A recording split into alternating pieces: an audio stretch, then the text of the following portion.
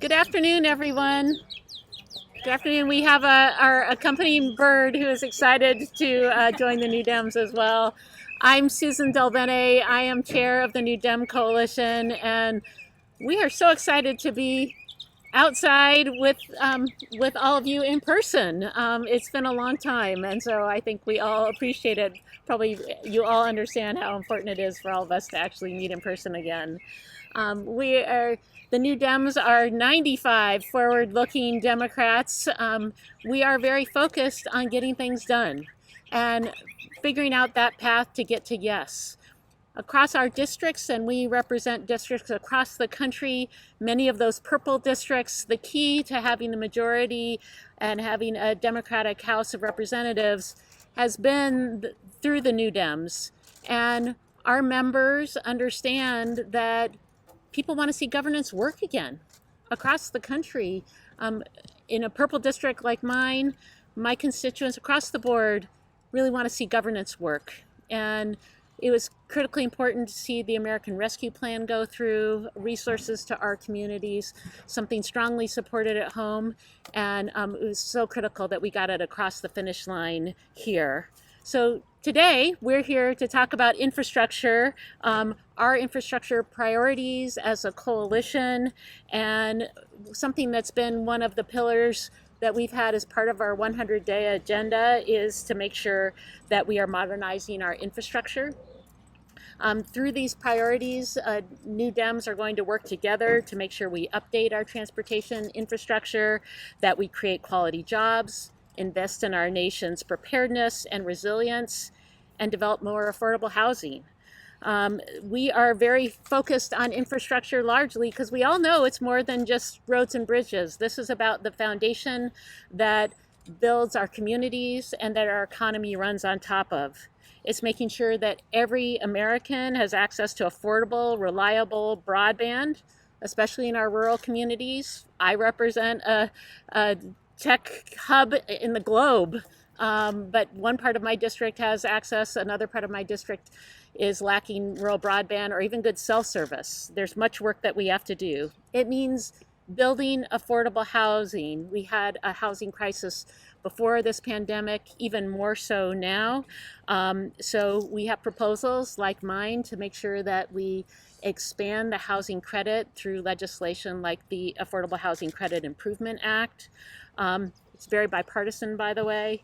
It means helping cities deploy smart technologies. When we talk about building our infrastructure, it's building the infrastructure for the next 50 years and making sure that we're using technologies to help with the efficiency and resilience of our infrastructure. We are eager to work with the Biden-Harris administration. We've had meetings with many folks in the administration already, including with Ron Klain, with Steve Ricchetti, and Louisa Terrell at the White House.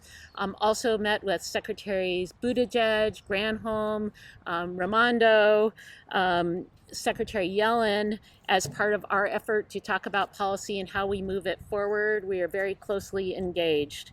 And we will continue to meet with folks as we work through writing legislation. We have strong support of New Dems across all of our committees, and you're going to hear from some folks right now from our infrastructure task force as well. We have 4 task force, and infrastructure is key. It is one of the 4 task force we put together right away this Congress because we knew it was such a priority. So now I'm going to let you hear from some of my colleagues. And first up is one of our vice chairs of the New Democrat Coalition, Sharice Davids from Kansas. Sharice. Good afternoon. Wait, is it? Yeah. Okay, good. I think it's Wednesday. So, well, hello everybody. It's good to see you all in real life and to be outside with nature. So I'm Sharice Davids. I represent the 3rd District in Kansas. And, you know, across the country, our transportation and infrastructure systems are clearly in dire need of modernization. We heard it from our New Dem chairwoman. We've heard it from so many people across our districts and across the country. We're faced with an outdated system that is increasingly unable to meet the basic needs of the American people in our communities. Americans spend hours I'm sure you all know this, Americans spend hours sitting in traffic on unsafe roads, which results not only in a less healthy public, but also in a less healthy planet and in lost productivity for our economy and for our businesses. This issue hits home for the folks in my district. I know in Overland Park, our Highway 69 project was actually a priority of my predecessor's predecessor. That's how long we've been trying to get infrastructure investments into the third district. The birds are even like. And, you know, so as the vice chair, one of the vice chairs of the New Democrat Coalition, I not only understand the importance of modernizing our infrastructure system, but also finding common ground and making sure that we're putting forth lasting policies. That means looking for innovative solutions. That means addressing the constantly shifting needs of our communities and making sure that communities like the Kansas Third are being listened to and heard. You know, it's been over a decade since someone from Kansas was on the Transportation and Infrastructure Committee. So I'm, of course, going to use the position that I have on the T&I committee to advocate for strong infrastructure investments. And this bird is just like all in. This bird loves infrastructure in a way that I can definitely identify with. Look, our infrastructure investments have got to be focused on what I believe are the three key points, which is making sure that we're building back our economy better than ever, stronger than ever, making sure that we're creating good paying jobs, and making sure that we're tackling the climate crisis that we're facing right now. And I think one of the key areas that I know a lot of folks are thinking about is reauthorizing our surface transportation programs. And we have got to be pushing for that. We have to make sure that we do that. We also have to make sure that we're modernizing our electric grid, which will go to some of the climate change issues that we're dealing with, and making sure that while we're doing that, we have a workforce that's up and ready to go and able to get those things modernized. So these things get us on a track for good paying jobs, for setting the foundation for some serious economic growth as we come out of this unprecedented public health and economic crisis. And we're also on the path to making sure that we're doing this in a way that finds common ground. And I think that's something you'll hear a lot from my colleagues about. We want to make sure that that we've got bills like one that I've introduced to expand and simplify the ways that communities can access existing federal dollars through popular but underutilized infrastructure programs. I know the New Dems have been helping me put policies like that forward, and we've done that by making really use of the strong positions that we hold on committees like Energy and Commerce, Ways and Means, Transportation and Infrastructure, Financial Services, Appropriations. You know, these things are going to get through our committees because we know that we're fighting for lasting policy.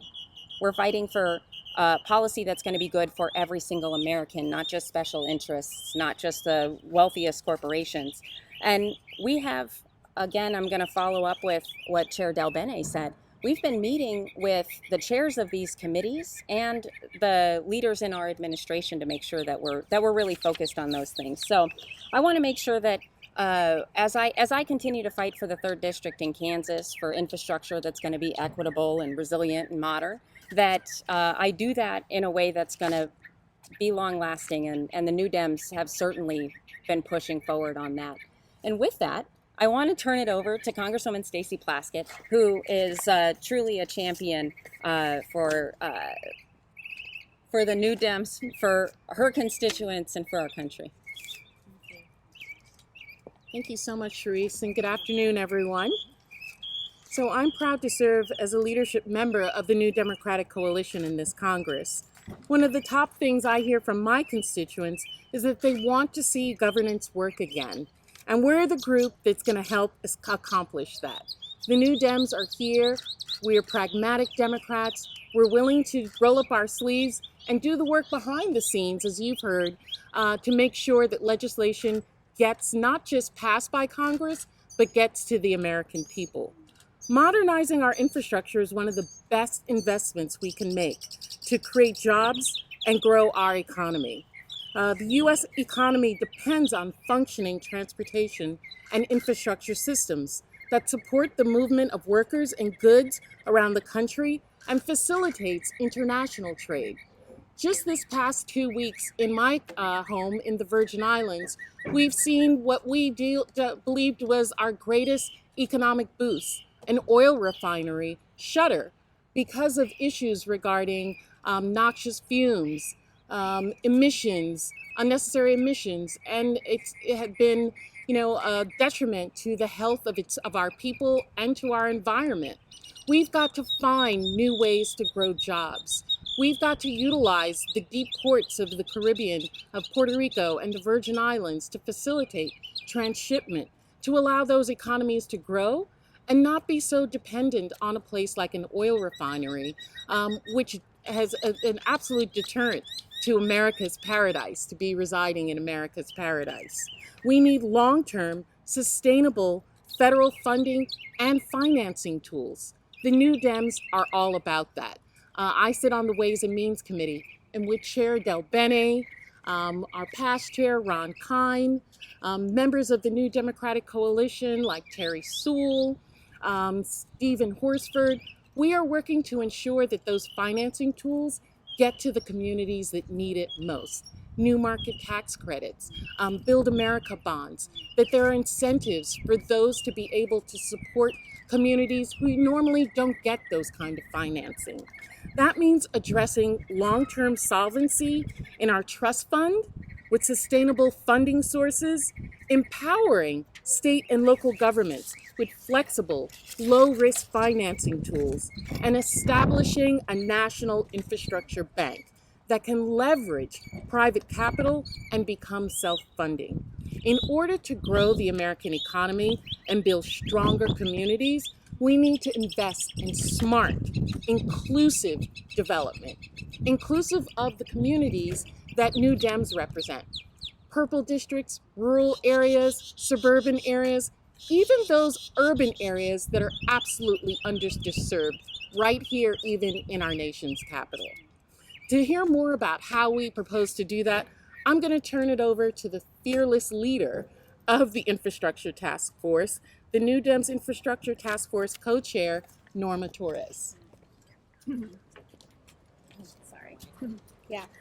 Good afternoon, everyone. It's wonderful to be here with the power source that's behind, the force that is behind me, not just because we're all women. I reassure you that we have men that are also members of the New Dems. But this Blue Jay, I think, is really portraying our excitement for the work that we are about to do.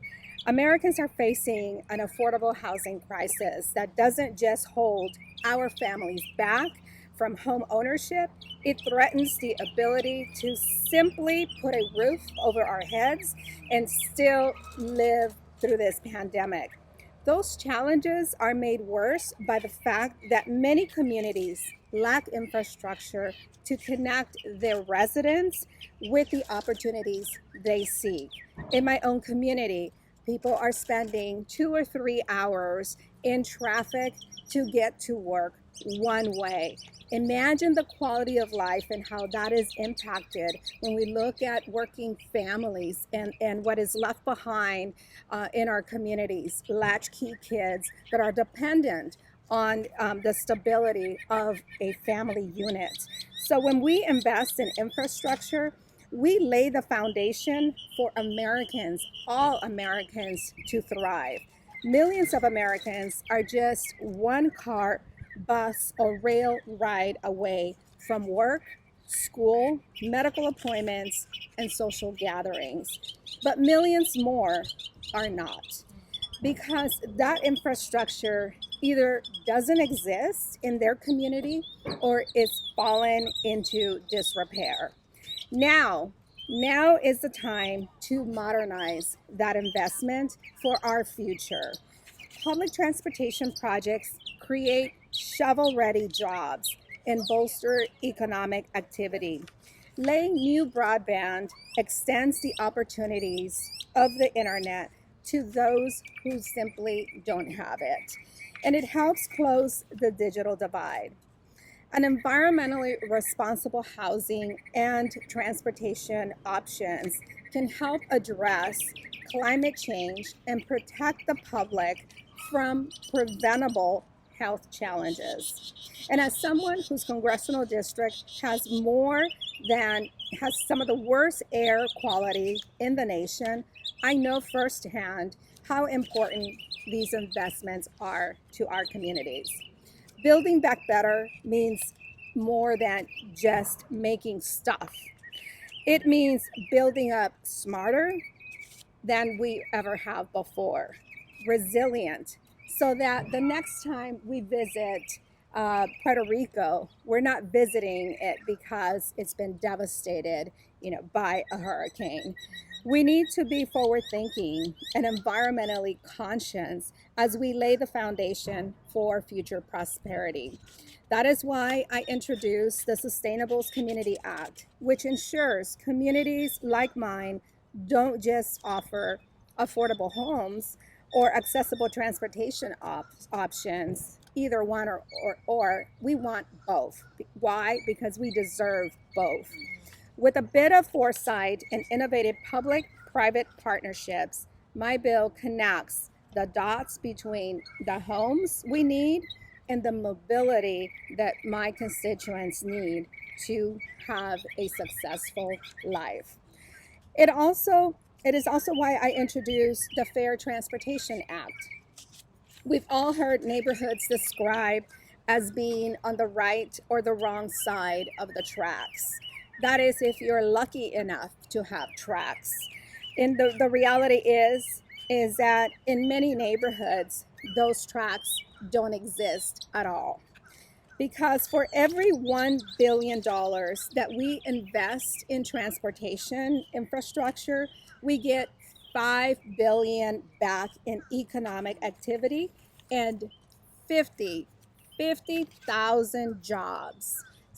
With that knowledge, it is inexcusable to make these investments without considering their impact on equality on our society.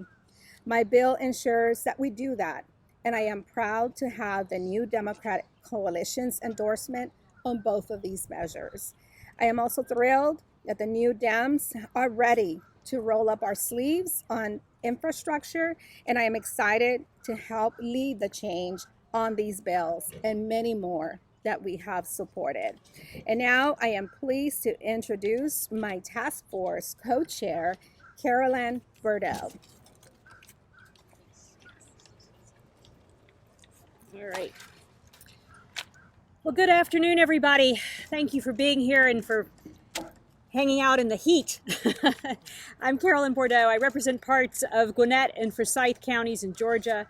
I'm honored to co-chair the Infrastructure Task Force with Congresswoman Torres. As someone who ran Georgia's Senate nonpartisan budget office and taught public policy, I know firsthand the importance of making smart, targeted investments in infrastructure that prepare all parts of our country, rural, urban, and suburban, with innovative solutions to seize the future. And that includes combating the traffic challenges of today, something those of us in Atlanta are very familiar with, to investing in resilience and preparedness for our infrastructure. As I talk to people in my community, I talk about many different issues, but the number one applause line is when I say, we have a soul-sucking commute, and dear Lord, we need transit. So we all know how important that infrastructure investment is. The new Democratic platform does exactly that. It includes future-forward transportation proposals such as high-speed rail, electrifying our buses to reduce congestion and reduce emissions. It focuses on preparedness, using smart materials. We can build smart to ready ourselves against the challenges of climate change while reducing congestion and emissions. It's also why I recently introduced my Future Fit the Suburbs agenda, which focuses on the needs of fast-growing suburbs, recognizing the need for transit and congestion relief in order to maintain economic viability while addressing the climate crisis. and doing this all in a way that leverages public-private partnerships to do it in a way that is fiscally responsible. The key is to do well by doing good.